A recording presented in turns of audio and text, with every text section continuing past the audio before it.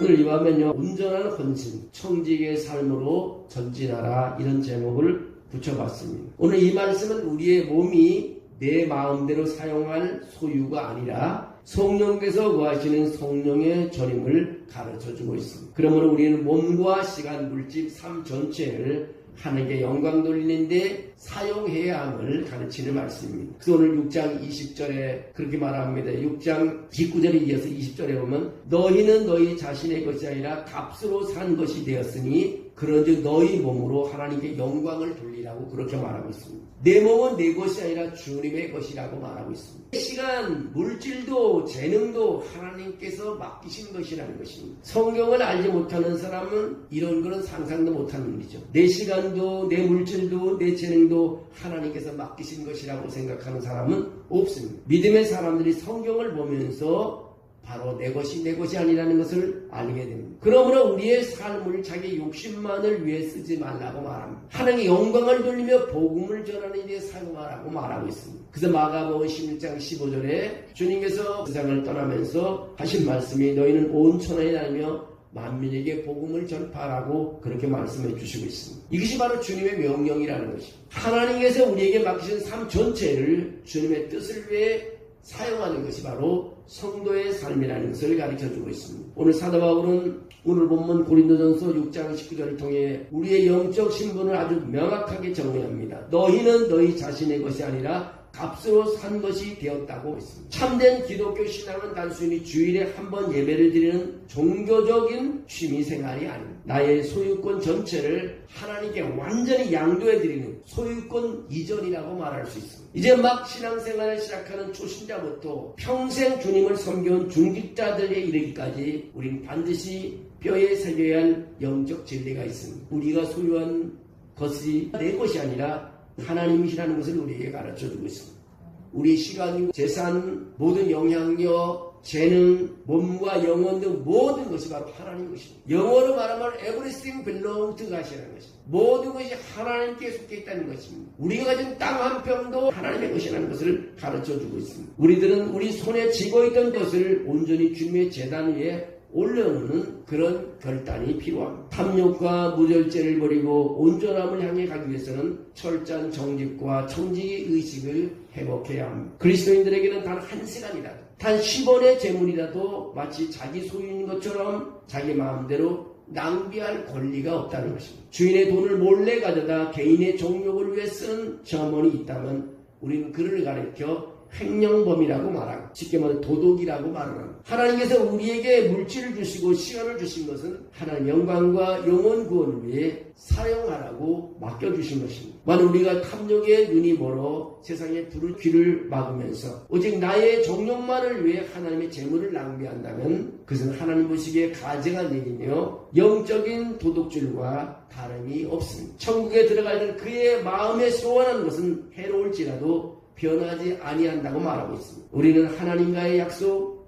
사람 앞에서의 정직 필요하다는 것입니다. 그래서 사도행전 24장 16절에 바울은 그렇게 말하고 있습니다. 하나님과 사람에 대하여 항상 양심의 거리낌 없기를 힘쓰노라고 말하고 있습니다. 하나님과 사람에게도 하나님에게도 양심의 거리낌 없이 살아가는 것입니다. 디모데전서 1장 19절에 그런 말합니다. 믿음과 착한 양심을 가지라.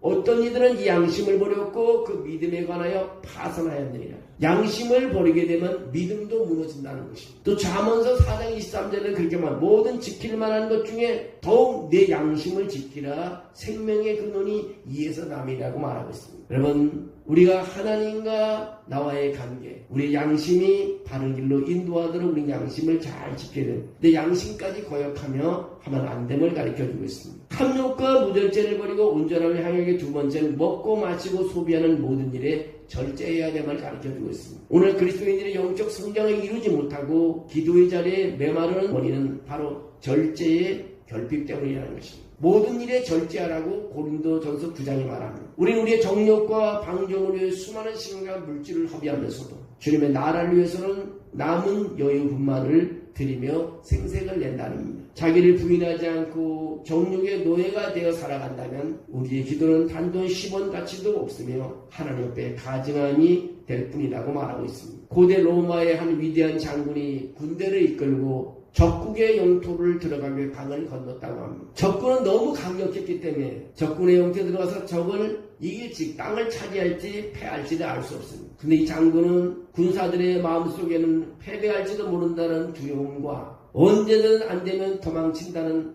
그 아니라는 생각이 있는 것을 이 장군이 알았습니다. 싸우다가 질 것 같으면 다 부하들이 도망갈 거라는 것을 이 장군이 알고 있었습니다. 그 장군은 강을 건너자 이 장군은 군사들에게 명령을 내렸습니다. 우리가 타고 온 모든 배와 다리를 불살라버려라. 다 다리를 무너뜨려버리라. 활활 타오르는 배를 보며 군사들은 깨달았습니다. 다리도 무너졌고 타고 온 배도 무너졌고 이제 돌아갈 길은 완전히 사라졌습니다. 이제 돌아갈 길이 없는 거예요. 다 차단됐습니다. 오직 살기 위해서는 어떻게 해야 되느냐? 앞으로 전진하며 승리한 길밖에 없다는 것입니다. 이스라엘이 요단강을 건넜을 때요. 강물이 다시 차올라 퇴로가 차단된 것처럼 참된 신앙은 세상으로 돌아갈 다리를 완전히 불사르는 배수진의 신앙이 필요하다는 것입니다. 뒤를 돌아보지 않고 부활의 소망만 향해 전진해야 된다는 것입니다. 우리 믿음의 사람들이요. 뒤를 돌아보지 말고 항상 모든 것이 하나님이 나와 함께 한다는 것을 믿고 앞으로 나가라는 것입니다. 가진 것이 많은 것이 나에게 힘이 되지 않습니다. 내가 가진 권력이 나에게 힘이 되지 않습니다. 내가 아는 사람이 많은 것이 나에게 그런 힘이 되지 않습니다. 이 뉴스를 이렇게 보면요. 비리들이 막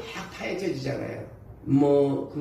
선거 사건이라든가 올림픽 축구협회라든가 모두 우리가 몰랐던 비리가 다 무너져 내리잖아요. 청문회도 하고 이렇게 뉴스를 보면요. 영원한 성으로 다 무너져. 불의한 것은 다 무너지게 돼 있다는 거예요.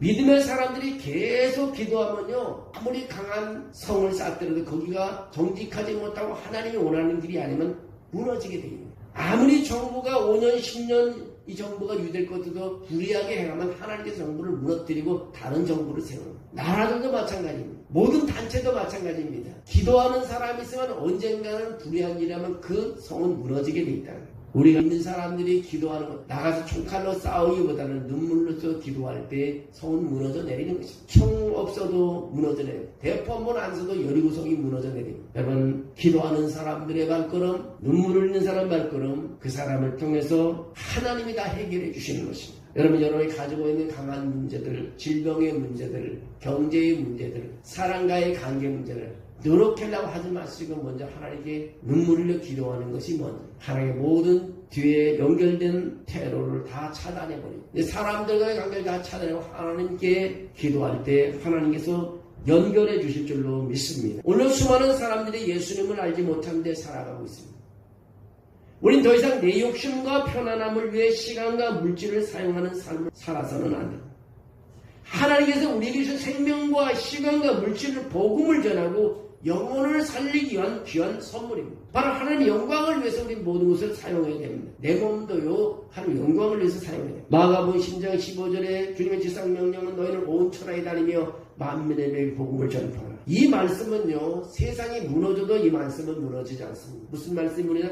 너희는 온 천하에 다니며 만민에게 복음을 전파하라. 이 구절은 무너지지 않고 사라지지 않습니다. 유명한 소설책은 사라질지 몰라도 너희가 온 천하에 다니며 만민에게 복음을 전파하는 주님의 지상명령은 사라지지 않습니다. 내가 안 하면 다른 사람의 이 사명을 갖고 움직입니다. 오늘 내가 만나는 한 사람에게 복음을 전하고 한 영혼을 위해 기도하며 선교와 전도에 힘쓰는 삶을 우리는 시작해야 합니다. 한 영혼 온 세상보다 귀하다고 말했습니다. 한 영혼 온 세상보다 귀하다. 우리 모두 주님의 부르심에 순종하여 영혼을 살리는 삶을 살아가는 삶을 살 때 하나님께서 붙잡아 주시고 축복해 주시는 것입니다. 그래서 오늘 기도하기를 원하는 것은요 많은 기도가 많이 있습니다. 물론 아픈 사람을 위해서도 기도하고 부모를 위해서도 기도하고 정말 어려운 사람을 위해서도 기도하고 하지만 오늘 먼저 기도하고 싶은 것은요 주님 앞에 거짓고 정직한 마음으로 기도하기를 원합니다. 세 가지를 기도하는데 4시간 내 물질, 내 재능, 내 자녀까지도 내 것이 아니라 하나님의 것을 고백하는 시간을 갖기를 원합니다. 내 것이라고 생각하면 무너지게 돼 있습니다. 하나님의 것이라고 생각하면 완전히 하나님께까지 지켜주시고 내 것이라고 생각한 내 재능, 내 물질, 내 시간, 내 자녀라고 생각하는 순간 하나님하고 거리가 먼 것입니다. 우리는 모든 것이 내 것이 아니라 하나님의 것이라는 것을 고백하기를 원하고 두 번째 기도는 나의 정욕과 무절제를 십자가에 못 박게 해주시오. 정말 나의 생각 다른 방향으로 가는 것, 절제하지 못하는 삶, 내 정욕을 다스리지 못하는 삶, 이런 것들을 다 십자가에 못 박게 해달라는 그런 기도를 하고 싶고요. 그렇게 기도를 할 때에 우리가 세상을 쾌락과 사교와 소비를 우리는 줄일 수 있습니다. 또 하나는 마지막에 하나는 오직 자기를 부인하며 예수의 흔적을 채우는 인생이 되게 해달라고 합니다. 내가 손을 다쳤다. 손 왜 다쳤습니까? 주의 일하다가 손 다쳤습니다. 예수의 흔적이 되는 거죠. 왜 그래 가난하게 살아요? 주의 일하다가 돈 다 써있어요. 예수의 이게 주님의 흔적이 되는 거죠. 왜 어제 오란이 안 왔습니까? 주님이 일하다가 못 왔습니까? 예수의 흔적을 채우는 인생이 되달라. 정말 내 삶 속에 예수의 흔적이 나타날 수 있도록 누가 뭐라 해도 다 잃어버려도 이것이 나의 예수의 흔적이라고 생각합니다.